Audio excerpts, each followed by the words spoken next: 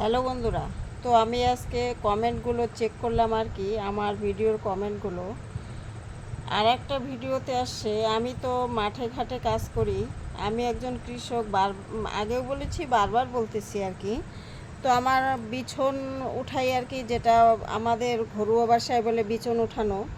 তো সেটা হচ্ছে, আমি বিছন উঠানোর সময় হাতের মধ্যে, আঙ্গুলের মধ্যে কাপড় বেঁধে নেই।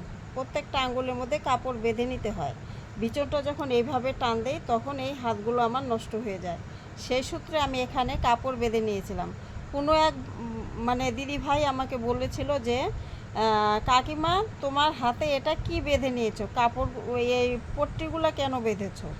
তো সেই জন্য আমি কাপড়গুলো বেঁধে নিয়েছি। সেটা হচ্ছে বিছন উঠানোর এইভাবে টান দেওয়ার সময় এখানে প্রচুর প্রেশার পায় বা কেটে যায় আর কি, বিছনের ধারে এটা কেটে যায়। তো সেই সূত্রে আমি এখানে এটা আঙ্গুলের মধ্যে কাপড় পেঁচিয়ে নিয়েছিলাম। তো তাহলে আপনাদের দিদি ভাই, আপনাকে নিশ্চয়ই আমি বুঝাতে পারলাম যে আমি হাতে কেন মানে কিছু বেঁধে নিয়েছি। তো সেটা আপনাদের বলে দিলাম যে আমি এই কারণে আঙ্গুলের মধ্যে কাপড় বেঁধে নিয়েছিলাম আর কি। তো আপনাদের আমি বোঝাতে পারলাম।